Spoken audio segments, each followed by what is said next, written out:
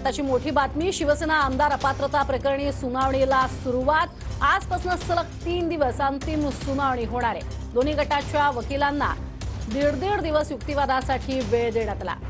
अधिक माहिती घेऊयात विनायक डावरुंग आमचे प्रतिनिधी आपल्या सोबत आहेत। विनायक, काय सध्याची माहिती?